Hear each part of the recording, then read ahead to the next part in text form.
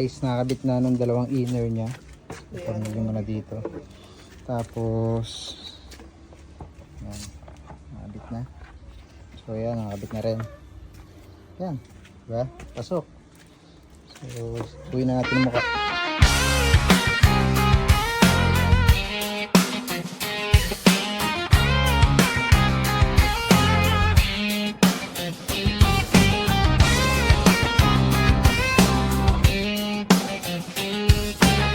Yan guys, so kabit na natin.